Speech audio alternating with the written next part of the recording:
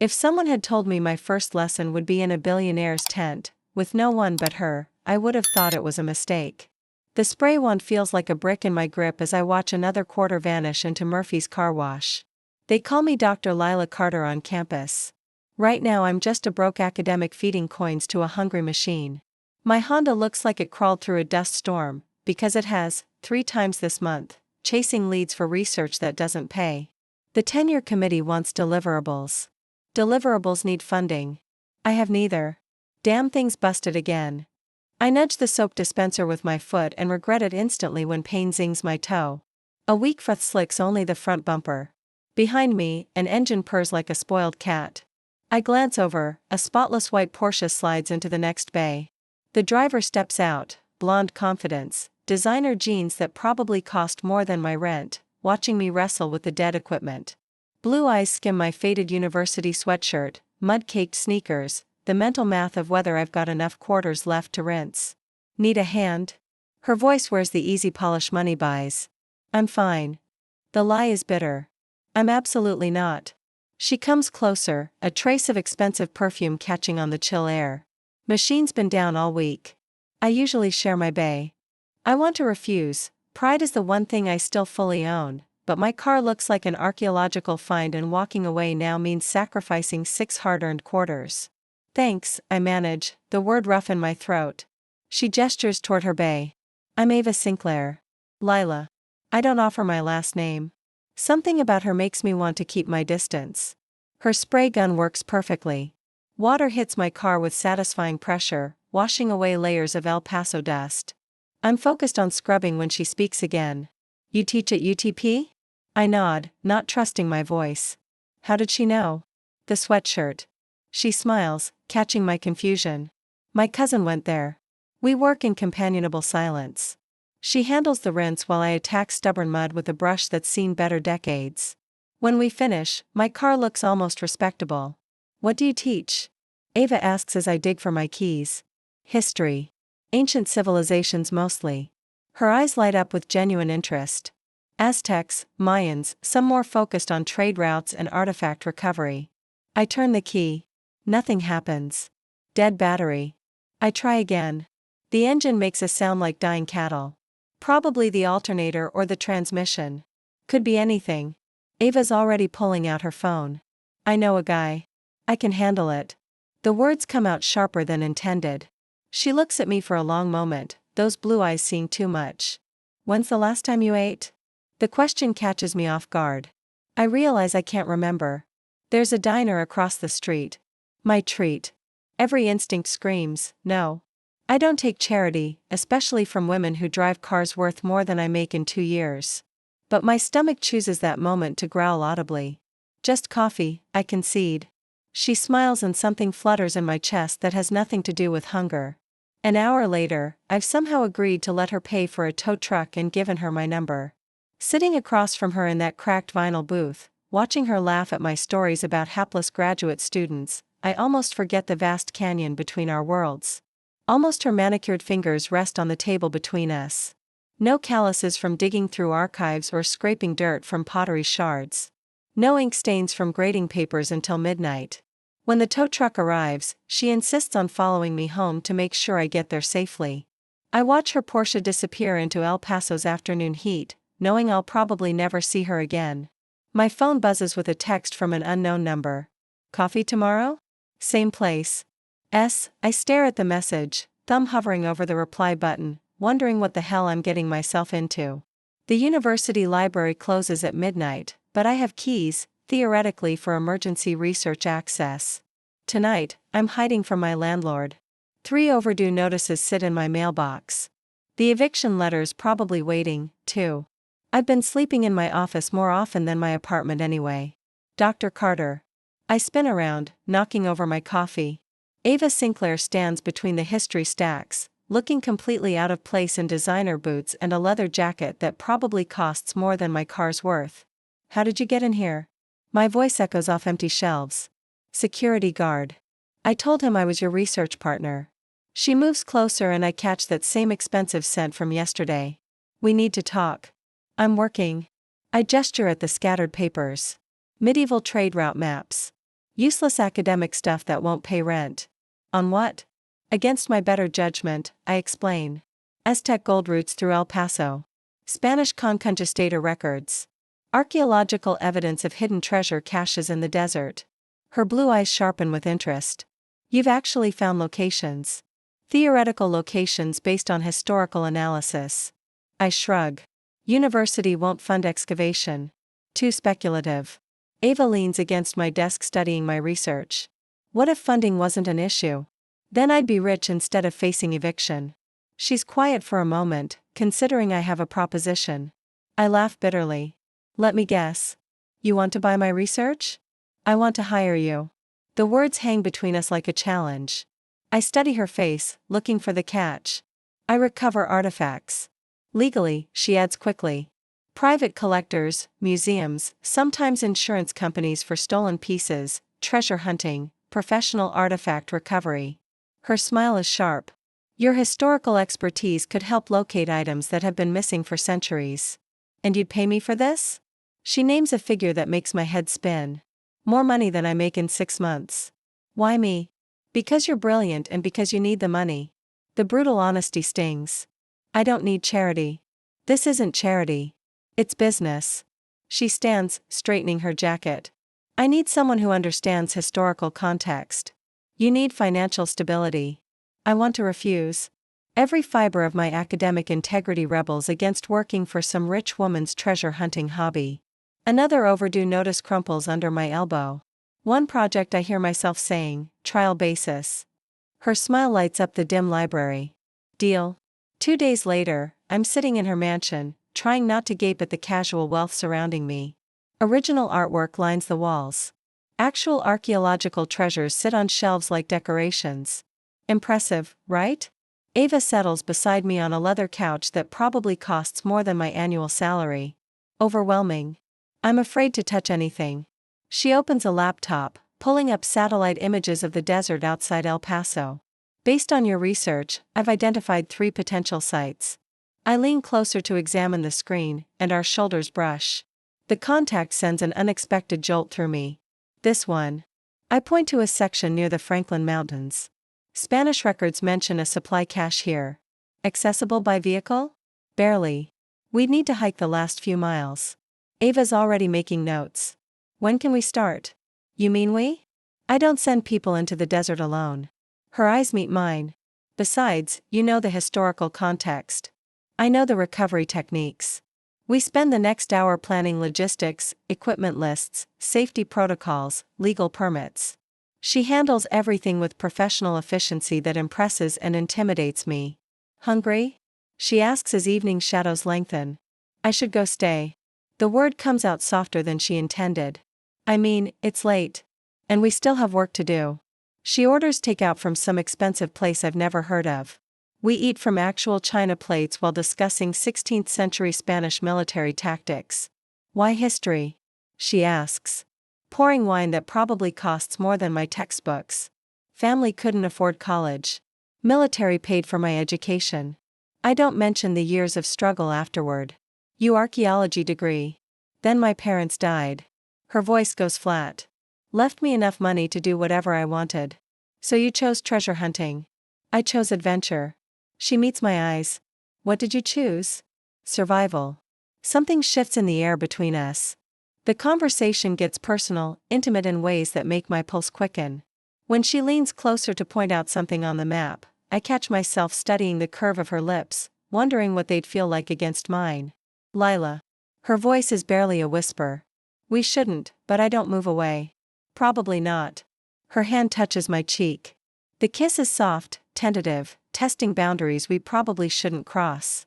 When we break apart, her blue eyes search mine for regret. I find none. This complicates things, I whisper. Everything worthwhile does. 3 weeks of late-night research sessions and I'm falling into rhythms I never expected. Ava's study feels more familiar than my own apartment. Her coffee tastes better than the cafeteria swill I've survived on for years. Tonight, we're mapping conquistador routes through the Mountains. Her focused intensity as she cross-references satellite images with my historical documents is intoxicating. Smart women have always been my weakness. This passage here, I lean closer, pointing at a 1581 Spanish record. They mention water sources every 12 leagues. Ava's breath catches as our arms brush that puts the cache within hiking distance of Devil's Canyon. The proximity between us crackles with tension. We've been dancing around that kiss for days, neither acknowledging what's building between us. My phone shatters the moment. Elliot's name flashes on the screen. My brother, I explain, seeing Ava's questioning look. Danny, where the hell are you? Elliot's voice carries that familiar edge of disapproval. Working late research project at midnight with who? I glance at Ava, who's pretending not to listen while obviously hanging on every word. A colleague. Mrs. Garcia saw you getting out of some fancy car. Says you've been seen around town with some rich woman. El Paso's gossip network rivals government intelligence. Elliot, I'm 35. I don't need to be careful. People like that don't associate with people like us unless they want something. Maybe she wants good company. His laugh is bitter. Wake up, Danny. Rich people use people like us for entertainment. Then they disappear. The call ends with his usual lecture about staying in my lane. Ava's watching me with those perceptive blue eyes. Family's complicated, I mutter. He's protective. He's paranoid. Ava closes the laptop. The research forgotten. He might not be wrong. The words sting more than expected. About what? People questioning why we're together.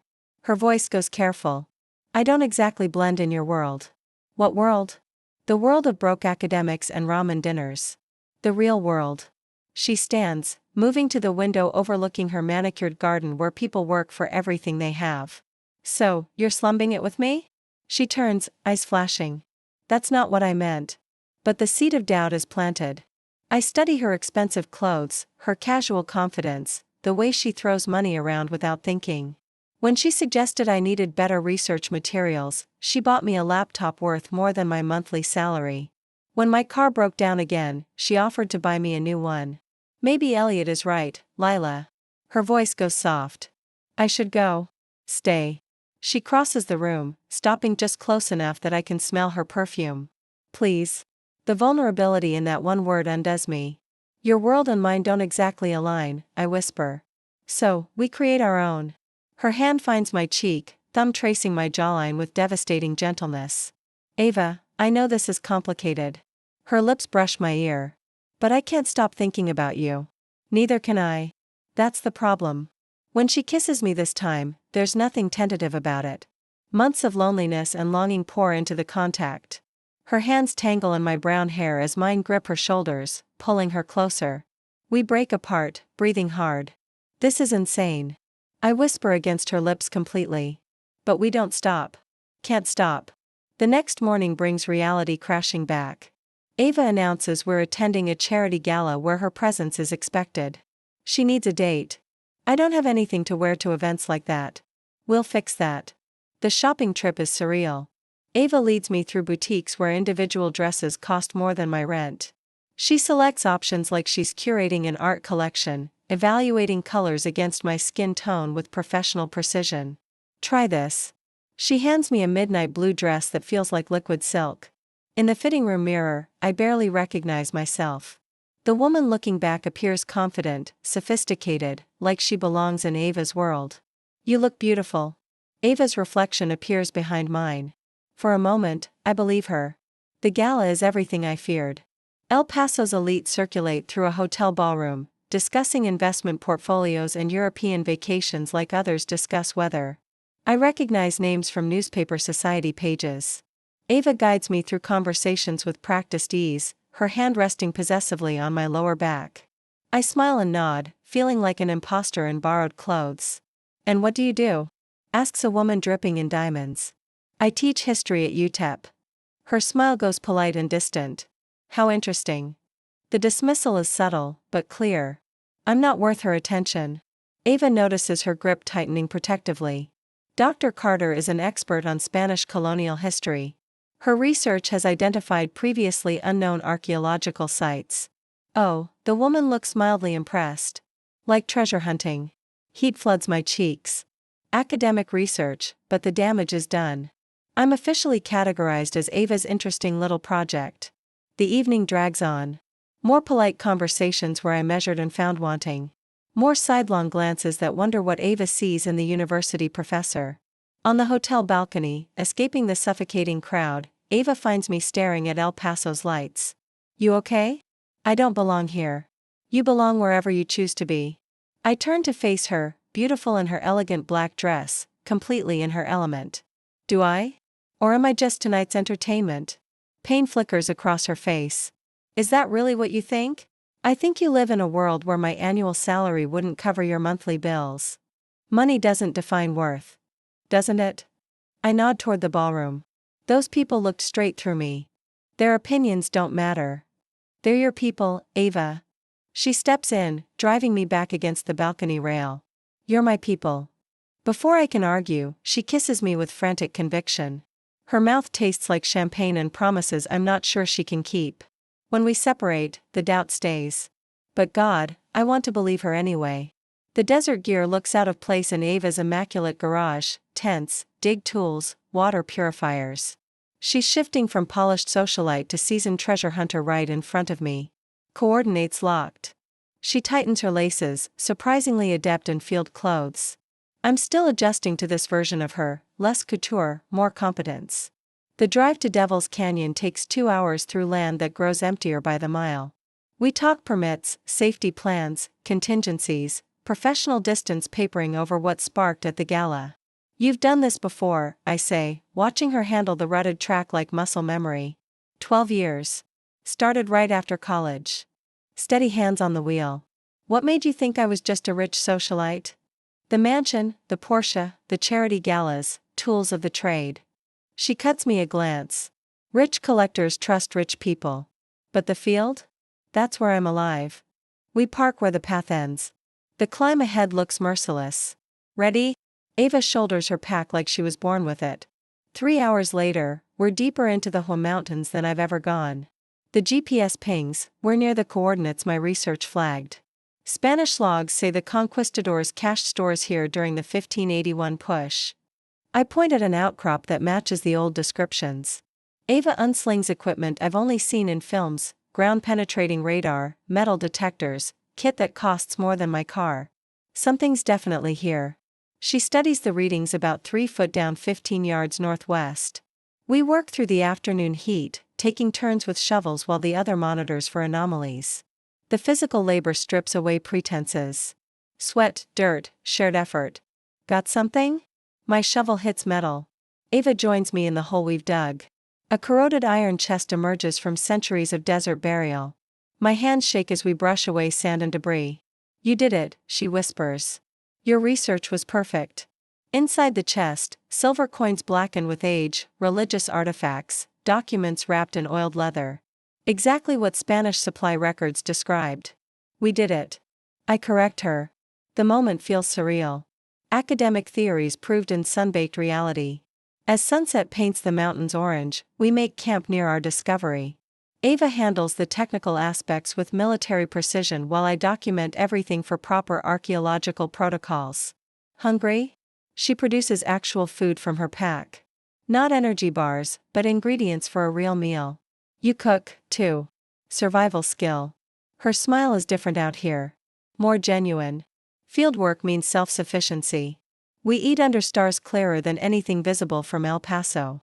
The desert silence feels intimate, protective. Tell me about your parents, I say, surprising myself. Ava's face goes careful. They died when I was 24. Car accident. I'm sorry. They were archaeologists, too. Met on a dig in Peru. Her voice grows soft. Everything I do is based on things they taught me. They'd be proud. Would yours of this? She gestures between us. The question catches me off guard. My parents died when I was 19. Elliot raised me. That explains the protectiveness. He sacrificed a lot. Worked 2 jobs so I could stay in school. The guilt is always there. Now he thinks I'm forgetting where I come from. Are you? I study her face in the firelight. Beautiful. Yes. But also intelligent, capable, wounded in ways money can't fix. No, but I'm discovering where I want to go. She moves closer on the shared blanket. Where's that? Wherever this leads, the kiss happens naturally this time. No hesitation, no second guessing.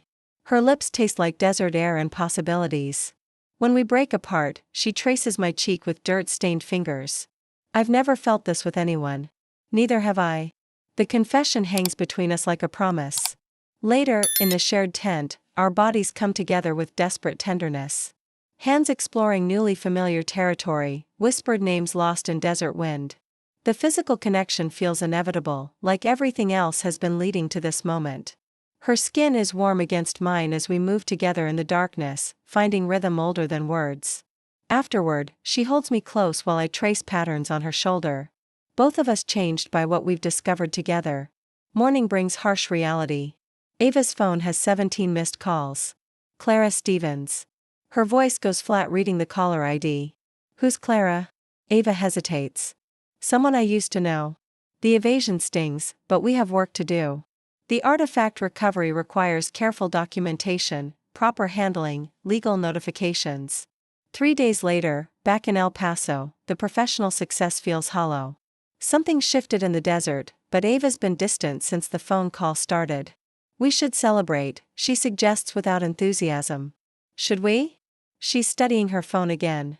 More missed calls from the mysterious Clara. Ava, who is she? My ex-girlfriend. The words come out tight. We dated for 2 years. Jealousy hits unexpectedly. Sharp and acidic. She wants to meet you. Why? Ava's blue eyes look haunted. Because she's never seen me care about someone the way I care about you. The admission should feel like victory. Instead, it feels like a threat. 2 hours later, I'm sitting across from Clara Stevens in an upscale restaurant, understanding why Ava looked nervous. Clara is everything I'm not. Polished, wealthy, comfortable in designer clothes and expensive restaurants. Her red hair is perfectly styled, her green eyes sharp with intelligence and calculation. So, you're the historian. She studies me like I'm a specimen. So, you're the ex? Her laugh is cultured, practiced, among other things. Ava shifts uncomfortably between us. How long were you together? I ask. Long enough. Clara's smile doesn't reach her eyes. Ava has interesting tastes in women. Meaning she likes projects, fixing people, improving situations, elevating circumstances. Clara sips wine that probably costs $50 a glass. It makes her feel useful. The words land like physical blows. That's enough, Ava says quietly. Is it? Clara leans forward. How long before the novelty wears off? How long before you get bored playing benefactor to the struggling academic? I want to argue, but the doubt I've been fighting crystallizes into certainty. The expensive dinners, the shopping trips, the casual way Ava solves my financial problems. Maybe this is just another project. Lila Ava reaches for my hand. I pull away. She's right, isn't she? No, but the word lacks conviction. Clara's smile is sharp as a blade. I give it 6 months before you realize you're keeping her like a pet. The restaurant begins to spin. I stand abruptly, needing air, needing space, needing to think clearly. Ava follows me to the parking lot. Please don't listen to her. Then tell me she's wrong. She is. Prove it. But Ava can't answer, and that silence tells me everything I need to know. Clara's words echo in my head for 3 days. Pet project novelty. Each replay cuts deeper. I'm avoiding Ava's calls, which isn't hard since I'm working double shifts at the campus library to cover bills that mysteriously got easier when she entered my life. You look like hell, Elliot observes, dropping by my office with coffee and concern. Thanks for the pep talk. Seriously, Danny, when's the last time you slept? I can't remember. Since walking out on Ava, I've thrown myself into mindless tasks. Cataloging, filing, anything that doesn't require thinking about blue eyes and broken promises. It's that woman, isn't it? Elliot doesn't need an answer. My face apparently tells the whole story. What happened? Reality happened. I closed the book I've been pretending to read. Her ex-girlfriend explained how this works. Rich people collect interesting projects. When they get bored, they move on. And you believe that? I believe what I saw. The expensive dinners, the casual ways Ava solved my financial problems, the shopping trips where she dressed me like a doll. I was an interesting distraction. Elliot is quiet for a moment. Or maybe you're running scared. The accusation stings because it might be true. My phone buzzes. Ava's name appears with a text that makes my heart skip. Emergency. Need to see you, please. Against every rational instinct, I find myself at her mansion an hour later. She answers the door looking destroyed, hair disheveled, eyes red-rimmed, expensive clothes wrinkled like she's been wearing them for days. What's wrong? Everything. She steps aside, letting me into a house that looks like it's been ransacked. I'm ruined, Lila. The living room tells a story of desperation. Papers scattered everywhere. Laptop open to financial documents. Empty wine bottles on expensive furniture. The antiquities deal. Her voice is hollow. The Syrian artifacts we authenticated last month. They were forgeries. My blood runs cold. What do you mean forgeries? Sophisticated ones. Good enough to fool experts. She laughs bitterly. Good enough to fool me. I sink into a chair, understanding dawning. How much? Everything. My investment plus penalties for selling fraudulent pieces to collectors plus legal fees. She meets my eyes. Plus your research fee. My research fee? 200,000. We agreed on a percentage of recovery value. The number doesn't compute. I've never seen that much money in my life. Ava. I never asked for. The contracts were signed. The money was dispersed based on authentication we provided. Her hands shake as she pours another glass of wine. We're both liable. The room tilts sideways. How liable? Criminal fraud charges if we can't make restitution. She downs the wine in one swallow. $800,000. I can't breathe. My entire life, I've been careful, conservative, avoided risks that could destroy me. There's more. Ava's voice gets smaller. I liquidated everything to cover the initial investment. The house is mortgaged. My accounts are frozen, pending investigation. The mansion we're sitting in, all this wealth I've been intimidated by, built on borrowed money and bad decisions. Where does that leave us? Broke. The word comes out like a confession. Worse than broke. 3 hours later, we're loading Ava's belongings into a rental truck. Everything valuable is being seized by lawyers or sold to cover debts. The Porsche goes first, towed away while Ava watches with empty eyes. I'm sorry, she whispers as we drive toward my apartment in the rental truck. I'm so damn sorry. My one-bedroom place feels impossibly small with Ava's remaining possessions crowded inside. She sits on my second-hand couch, looking lost in clothes that cost more than my furniture. We'll figure this out, I hear myself saying. Will we? She looks up with red-rimmed eyes. Or will you leave like any sane person would? The question hangs between us. 48 hours ago, I was convinced she saw me as an interesting project. Now we're both facing potential prison time. I'm not leaving. Relief floods her features, followed quickly by guilt. You should. This isn't your mess. Yes, it is. I sit beside her close enough to smell her familiar perfume mixed with stress and desperation. We're partners, remember? She laughs through tears. Partners in bankruptcy. My phone rings. Victor Stone. According to the caller ID, Ava's cousin, she explains when I show her the screen. His voice carries the crisp authority of old money and business school. Miss Carter, I assume Ava has explained the situation. Some of it. I have a proposition. I can cover the restitution costs and legal fees. Hope flares in Ava's eyes as she listens to my side of the conversation. What's the catch? Ava ends her relationship with you and returns to proper society. His tone is matter of fact, like he's discussing weather. This adventure in poverty needs to end before it destroys what's left of our family reputation. The words hit like physical blows. Ava's face crumbles as she realizes what her cousin is offering. Let me understand, I say carefully. You'll save us from prison if I disappear from Ava's life. Exactly. Ava has a tendency toward inappropriate relationships. This situation proves she needs guidance in making better choices. Ava grabs for the phone, but I hold it away. And if we refuse, then you both face the consequences of poor judgment. Victor's voice goes cold. 800,000 in restitution plus legal fees plus criminal charges. Ava's trust fund is completely depleted. Your university salary won't cover a fraction of what's owed. The math is brutal and undeniable.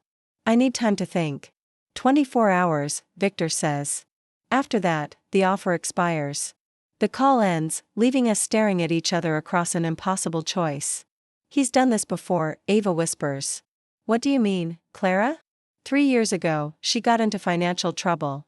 Victor made the same offer. Her voice is barely audible. I took it.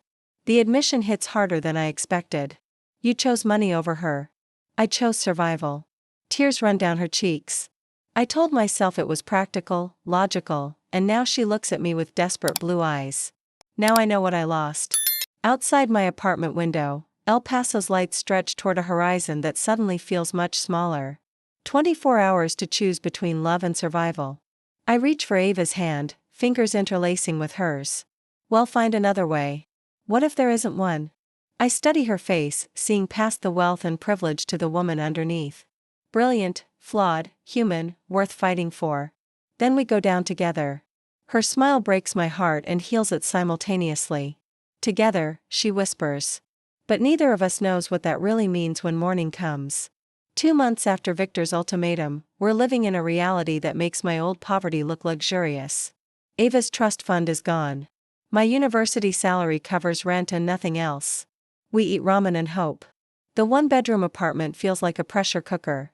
Ava sits at my tiny kitchen table, staring at rejection letters from every museum in Texas. Her confidence is dissolving day by day. Nothing. She tosses another letter onto the pile. Apparently, fraud charges make you unemployable in archaeology. I look up from grading papers, my third job since the financial collapse. The charges are pending, not convictions. Same difference to potential employers. The woman I fell for in the desert is disappearing. This version of Ava drinks wine at lunch and sleeps until noon. Depression clings to her like expensive perfume she can no longer afford. I got offered more shifts at the campus library. I mentioned trying for optimism. Ava's laugh is bitter. Great. So, you can work yourself to death while I sit here being useless. The fights are getting worse. Yesterday, she accused me of resenting her for destroying my life. She's not entirely wrong, which makes it hurt more. Maybe Victor was right, she says quietly. I stop grading mid-sentence. About what?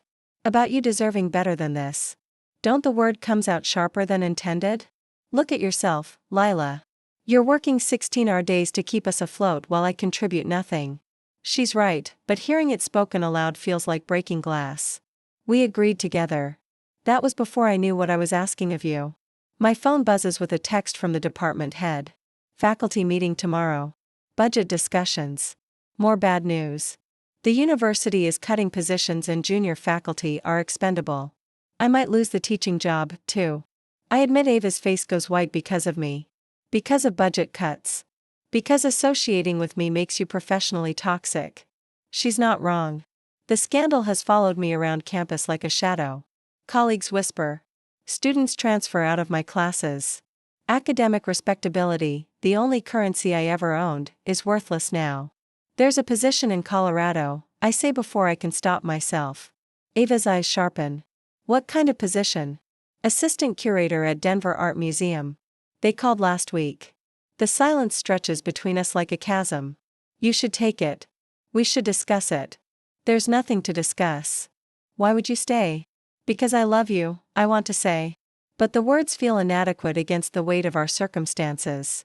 I interviewed yesterday, I confess. Her reflection in the glass goes still without telling me. I needed options. When do you leave? I haven't decided. She turns and the look in her blue eyes is devastated acceptance. Haven't you? Before I can answer, someone pounds on the apartment door. Through the peephole, I see Elliot's worried face. Thank God you're here, he says when I let him in. Mrs. Garcia saw Ava leaving with suitcases. My heart stops. What? Elliot points toward the parking lot. 20 minutes ago, big black sedan picked her up. I rushed to the bedroom. Ava's side of the closet is empty. Her laptop is gone. A note sits on my pillow. Denver is perfect for you. Take the job. Be happy. I'm sorry for everything. Damn it. I grab my keys. Where are you going? Elliot asks to stop her from doing something stupid. Victor Stone's office building towers over downtown El Paso like a monument to old money and older power. The elevator ride to the 15th floor feels endless. Ava sits in the reception area, small and defeated in expensive clothes that no longer fit her circumstances. You came, she says without looking up. Did you think I wouldn't? I hoped you'd be smart enough to let me go. Victor's secretary emerges from the inner office. Mr. Stone will see you both now. Victor Stone looks like Ava with harder edges and colder eyes. His suit probably costs more than we've lived on for 2 months. Lila, I'm glad you're here. His smile was all business. This simplifies everything, he said. Nothing about it felt simple. He slid a stack of papers across the mahogany desk. Ava has agreed to my terms. You sign this settlement, vanish from her life, and you both avoid prison. The pages were dense with legalese, but the offer was blunt: take 50,000 and disappear. It's enough to start over in Colorado, Ava murmured, voice small. A clean slate. And you? I asked. I'll be fine, she lied, thin and brittle. Victor, unfazed, outlined the rest: rehabilitation, supervised therapy, socially appropriate introductions, and, crucially, a marriage to repair the family's standing. The word marriage landed like a fist. To whom? I said. Victor's smile sharpened. David Anderson, an old family friend, recently divorced, politically connected. A convenient arrangement for everyone. Ava's face went stony. Her hands trembled. And if I refuse? Her question floated in the air. Victor's tone chilled. Then you both face the consequences of poor judgment, criminal charges, financial ruin, professional obliteration. Your choice. I watched Ava, searching for any flicker that said she wanted me to fight. She stared at the contract with an absence I couldn't read. The money isn't hush, Victor continued. It's compensation, repair for damage to reputation and career. You mean buying my silence, Ava said.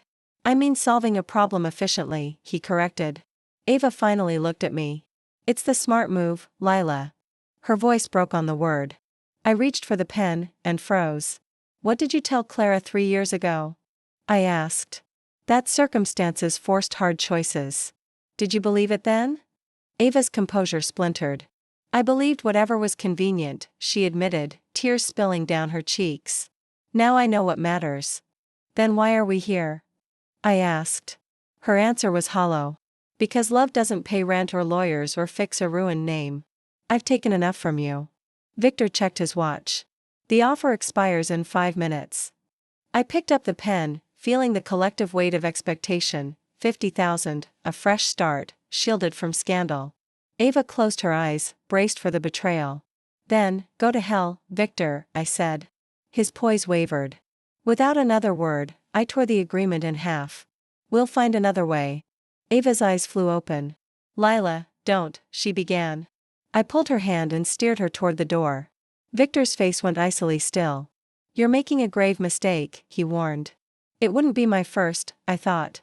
As we left, he called after us, you have 24 hours before I file criminal charges. In the elevator, Ava stares at me like I've lost my mind. Why? She whispers. Because Clara was wrong. Because Victor's wrong. Because sometimes the smart choice isn't the right choice. We're going to prison, maybe. I squeeze her hand. But we're going together. Her smile breaks my heart and puts it back together simultaneously. Together, she agrees. Outside, El Paso's afternoon sun feels like possibility. We have 24 hours to save ourselves. Time to get creative. 3 days before Victor's deadline, Ava disappears. I return from my library shift to find our apartment empty except for a note that stops my heart. Gone to fix this. Don't follow, trust me. Her laptop is missing. So are the copies of all our research documents. Elliot finds me 2 hours later sitting on the floor staring at the note. She's going to do something stupid, I tell him. Like what? Like steal back one of the artifacts to sell it. His face goes pale. Can she do that? The Syrian pieces are evidence now, locked in federal storage. I stand pacing the tiny space, but she knows the security protocols. She helped design them. My phone stays silent. No calls, no texts, no way to reach her. The next morning brings devastating news. Channel 7 leads with breaking news. Local woman arrested in federal evidence theft. Ava's mugshot fills the screen. Her beautiful face looks hollow, defeated. The reporter explains how surveillance cameras caught her breaking into the federal building's evidence locker. Charges include breaking and entering federal property, theft of evidence, and obstruction of justice. The suspect was attempting to steal artifacts valued at over $200,000. I'm at the federal courthouse within an hour, but they won't let me see her. Immediate family only, the guard explains. I'm her partner. Legal partner. The distinction cuts deep. We're nothing in the eyes of the law. Two people who shared a bed and a bank account, but no legal standing. Victor arrives as I'm leaving, his face grim with satisfaction. She's destroyed herself completely now. He informs me. Federal charges, attempted theft, violation of her bail conditions. There's nothing I can do for her. You could try caring about your own family. I care enough to protect our reputation from further damage. His cold eyes study my face. She's going to prison, Lila. Years, not months. Walk away now while you still can. Go to hell. You first. That afternoon, Ava's court-appointed lawyer calls. Nathan Scott sounds tired and overworked. Your friend is in serious trouble. Federal prosecutors want to make an example. They're talking 15 years minimum. The number doesn't compute. For attempted theft, for a pattern of fraudulent activity culminating in attempted theft of federal evidence. His voice carries the weight of hopeless cases. They see her as a rich woman who thinks rules don't apply. What are her options? Take a plea bargain, admit guilt, cooperate with the investigation, serve 5 to 7 years with possibility of parole, and if she fights, she loses. The evidence is overwhelming. I spend the next week trying to visit, calling lawyers, researching appeals processes. Everything leads to the same conclusion. Ava gambled everything on one desperate attempt to fix our situation and lost. The visiting room at county detention is exactly what you'd expect.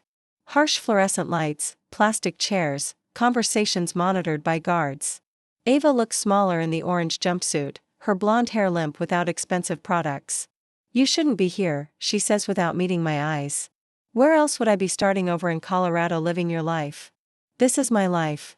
She finally looks at me and the pain in her blue eyes is devastating. I ruined everything again. You tried to save us. I tried to steal federal evidence. Her laugh is bitter. Real heroic. The guard announces 5 minutes remaining. Scott says they're offering a plea bargain. 7 years. Ava's voice is flat. I'll be 49 when I get out. I'll wait. No. The word comes out fierce. You won't waste your life waiting for me. It's my choice. It's a stupid choice. The guard calls time. I want to touch her hand, but physical contact isn't allowed. I love you, I whisper. I know. Tears run down her cheeks. That's what makes this so damn tragic. A week later, Clara Stevens shows up at my apartment. She looks exactly the same. Designer clothes, perfect hair, predatory smile, everything Ava and I used to be intimidated by. Heard about Ava's latest adventure? She says, settling onto my secondhand couch like she owns it. What do you want to help? She opens an expensive purse, pulling out a check. 50,000, enough to start over somewhere better than this. The amount matches Victor's offer. Let me guess. All I have to do is disappear. All you have to do is be smart. Clara crosses her legs, studying me with calculating green eyes. Ava's going to prison. Nothing you do changes that. So, I should abandon her. You should save yourself. The check sits between us like temptation. Ava has a talent for destruction. I learned that the hard way. Then why do you care what happens to me? Clara's mask slips for just a moment, revealing something vulnerable underneath. Because I made the mistake of loving her, too. The admission hangs between us. Take the money, Lila. Move to Colorado. Find someone who won't drag you into federal court. I pick up the check. Feeling its weight. $50,000. More money than I've ever seen. You really think she'd want me to take this? I think she'd want you to be happy. And you think money equals happiness? Clara's smile is sad and knowing. I think poverty plus heartbreak equals hell. She's not wrong. The past months have been brutal. Working multiple jobs, fighting creditors, watching the woman I love self-destruct. What did you do? I ask. When Victor made his offer 3 years ago, I took it. No shame, just acceptance. Best decision I ever made. Do you ever regret it? Every day the honesty is startling, but regret doesn't pay bills or rebuild careers. She stands, smoothing her designer dress. You have 24 hours to decide. After that, the offer expires. Why 24 hours? Because that's when Ava's plea hearing happens. Clara's voice goes soft. Last chance to walk away before she officially becomes a convicted felon. The door closes behind her, leaving me alone with a check and impossible choices. Outside my window, El Paso stretches toward mountains that look suddenly small. 24 hours to choose between practical survival and impractical love. I think about Ava in that orange jumpsuit, hollow-eyed and defeated. 7 years. She'll be a different person when she gets out. I think about the Colorado job offer still sitting in my email. Fresh start, clean slate, professional redemption. I think about the woman who kissed me under desert stars and showed me what partnership could mean. The check sits on my kitchen table like a test. 50,000 reasons to be smart. 0 reasons to be faithful. I pick up my phone and dial Scott's number. I want to testify at Ava's plea hearing, I tell him. As a character witness, as someone who refuses to let her face this alone. The silence stretches before he responds. That might not help her case. It might help her remember why fighting matters. Ms. Carter. She's going to prison regardless. Then she's going knowing someone believes in her. I hang up and tear Clara's check into pieces. Tomorrow, Ava finds out whether love is stronger than logic. The plea hearing is scheduled for 9 a.m. I'm in the courthouse by 7, clutching research I've been working on for 3 sleepless nights. Scott finds me in the hallway looking harried. Miss Carter, what you're proposing is incredibly risky. Riskier than 7 years in federal prison. If the judge doesn't buy it, Ava could face the full 15-year sentence. Then we better make sure he buys it. Scott shakes his head. You're both insane. Ava enters the courtroom in shackles, her orange jumpsuit replaced by a borrowed suit that doesn't fit right. When she sees me in the gallery, her face goes white. All rise for the Honorable Judge Ramirez. The proceeding starts routinely. Charges read. Plea options explained. Testimony from federal prosecutors about the severity of artifact fraud. Then Scott calls me to the witness stand. State your name and relationship to the defendant. Dr. Lila Carter. I'm Ava's research partner and the co-discoverer of the evidence in question. Ava's lawyer gestures to the documents I've prepared. Dr. Carter. You've made some discoveries regarding the Syrian artifacts. Yes. Working with federal databases and international antiquities records. I've traced the provenance of every piece in the evidence locker. And what did you find? The artifacts aren't forgeries. My voice carries across the silent courtroom. They're stolen. Taken from Syrian museums during the Civil War and smuggled into the United States through established trafficking networks. The prosecutor objects, but Judge Ramirez allows me to continue. The authentication documents we received were fabricated, but the pieces themselves are genuine antiquities illegally removed from Syria. I meet the judge's eyes. We weren't victims of a forgery scheme. We were unwitting participants in cultural trafficking. And the significance of this distinction, Miss Sinclair wasn't trying to steal evidence to sell it. She was trying to return stolen cultural artifacts to their rightful owners. The courtroom erupts. Prosecutors conferring frantically. Victor Stone looking furious in the gallery. Judge Ramirez calls for order. Ms. Carter. Do you have documentation supporting these claims? I hand Scott a thick folder. Shipping records, customs documents, communications between known traffickers, all obtained through Freedom of Information requests, and international antiquities databases. Your Honor, the prosecutor interjects. This is a desperate attempt to justify criminal behavior. Maybe, Judge Ramirez says, but it raises questions about proscal overreach. Scott stands. Your Honor, we request dismissal of all charges pending federal investigation of the trafficking network identified by Dr. Carter's research. Absolutely not, the prosecutor argues. The defendant still broke federal laws. To expose federal failures, I call out from the witness stand. Judge Ramirez studies the documents for what feels like hours. I'm calling a recess while federal investigators review this new evidence. Ava stares at me across the courtroom, hope and disbelief wearing in her blue eyes. 3 hours later, we reconvene. Federal agents have confirmed my research. The trafficking network is real, extensive, and operating under the nose of multiple agencies. Miss Sinclair, Judge Ramirez addresses Ava directly. Your methods were illegal, but your intentions appear to have been exposing a significant criminal enterprise. Yes, Your Honor. The court hereby sentences you to time served plus 2 years probation and 500 hours of community service. His gavel falls like thunder. Case dismissed. Ava collapses into her chair. The shackles come off. Freedom tastes like possibility. Outside the courthouse, we hold each other for the first time in weeks. She feels smaller, more fragile, but alive with renewed purpose. How did you know? She whispers against my hair. I know you. You don't steal. You recover. Victor approaches as press photographers capture our reunion. Congratulations, you've both managed to humiliate our family more thoroughly than I thought possible. We've managed to expose federal incompetence and international crime. I correct him. His face is stone. Don't expect family support going forward. Wouldn't dream of it. He stalks away, probably planning how to distance himself from our scandal. What happens now? Ava asks. Now we start over together. 2 months later, we're sharing a cramped office above a used bookstore.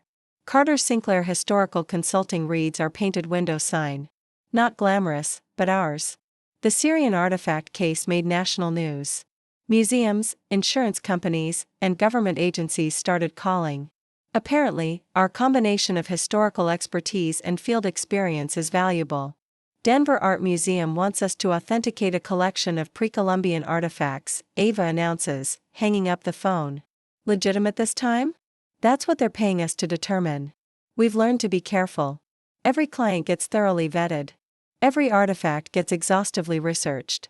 The work is slower, more methodical, but ethically sound. How much? I ask. Enough to make next month's rent and maybe afford real coffee. It's not wealth, but it's honest work building something together. That evening, in our small apartment above the office, we celebrate the contract with takeout Chinese and grocery store wine.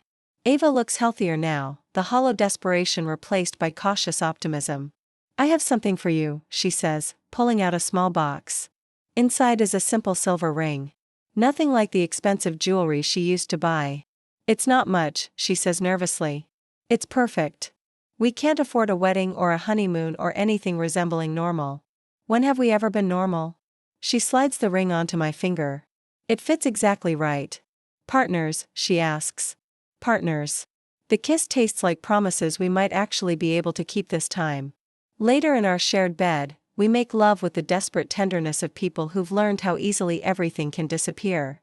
Her hands map territory that's become familiar again, and I lose myself in the warmth of her skin against mine. We move together like we're proving something to the universe, claiming space in a world that's tried to tear us apart. Afterward, she traces patterns on my shoulder while I listen to her heartbeat. Both of us remade, by survival and by choice in equal parts. What if we mess it up again? She whispers into the dark. Then we'll mess it up together. Promise? Promise. Beyond the window, El Paso's lights run to the edge of everything, horizons that feel endless again. We have a business, a future, each other. Not the path we planned, but the one we chose, together. A year after the federal courthouse, we're painting the back porch of our rental. 3 bedrooms, 1 bath, a yard begging for attention. Nothing like Ava's old mansion, but it's ours. The left side's crooked, Ava says, stepping back to assess my handiwork. It's rustic. It's awful. She plucks the brush from my fingers and corrects the line with practiced ease. Our consulting work has spread past El Paso. Museums across Texas bring us in to authenticate collections and untangle dubious provenance. We're not wealthy, but the bills get paid without panic. The doorbell rings while we're rinsing brushes. Elliot stands on the stoop holding a bouquet of grocery store flowers and wearing the expression he had at high school graduation, earnest, unsure. These are for both of you, he says, awkward. Ava accepts them like rare artifacts. What's the occasion? I owe you an apology. He studies his shoes. I was wrong about you. You were protecting your sister. I was being a judgmental ass. He meets her gaze. Lila's never been happier. That's what matters. The words cost him, but he gives them freely. Stay for dinner, I offer. Can't. Sophia's making enchiladas. He grins, first time he's mentioned the girlfriend. But maybe next weekend, if you want to meet her. Family dinners. Ordinary problems. The kind of future I never believed we'd reach. After Elliot leaves, we finish the porch as sunset washes the Franklin Mountains in orange. He likes you now, I say. Took a federal trial and a year of being broke. Some people learn slow. She laughs, and it still jolts my heart. Lila. Her tone shifts. There's something I need to ask.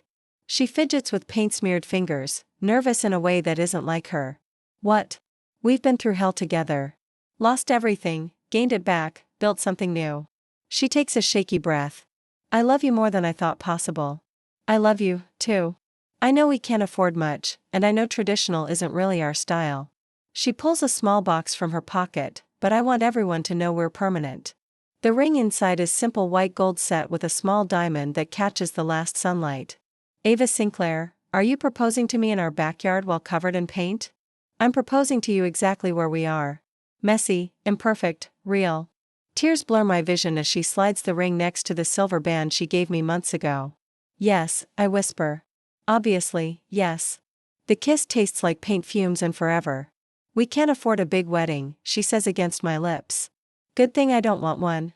Just family. Just us. 6 months later, we stand in Judge Ramirez's chambers wearing our best thrift store dresses. Elliot and Sophia serve as witnesses. Ava's cousin Victor notably absent, which suits everyone fine. Do you, Lila Carter, take Ava Sinclair to be your lawfully wedded wife? I do. Do you, Ava Sinclair, take Lila Carter to be your lawfully wedded wife? I do. The ceremony takes 5 minutes. The kiss lasts longer than the vows. Congratulations, Mrs. Carter Sinclair. Judge Ramirez smiles. Try to stay out of my courtroom. No promises, Ava says, making everyone laugh. The reception is dinner at our favorite Mexican restaurant, the same place we had coffee that first day at the car wash. We eat enchiladas and drink too much beer while Elliot tells embarrassing stories about my childhood. To finding what matters, Ava toasts. To keeping it, I respond. Later, at home in our imperfect house, we slow dance on the back porch to music from Ava's phone. No orchestra, no fancy venue, just us and the desert stars. Any regrets? She asks. I think about the mansion, the Porsche, the expensive dinners we can't afford anymore. Then I look at this woman who chose love over money repeatedly until we found our way to something real. None. Even about the federal trial, especially about the federal trial. She laughs. Only you would consider criminal charges romantic. They brought us together. Poverty brought us together. Love kept us together. We dance until the neighbors' lights go out. Holding each other in the darkness we've learned to navigate as partners. What happens now? Ava asks. Now we live our lives, pay our mortgage, build our business, maybe get a dog. A dog? Every suburban couple needs a dog.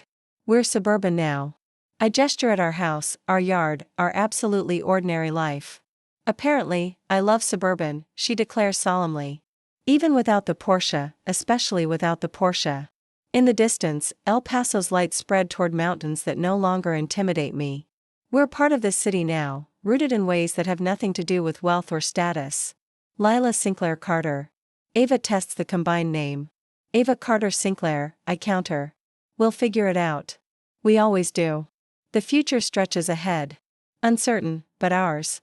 No trust funds or inheritance. Just 2 women who learn that love is the only treasure worth keeping. Ready to go inside? Mrs. Carter Sinclair. Ready for anything, Mrs. Sinclair. Carter. Hand in hand, we walk into our house, our life, our unlikely happily ever after. Behind us, the desert wind carries away the last echoes of who we used to be. Ahead lies everything we've chosen to become. Together.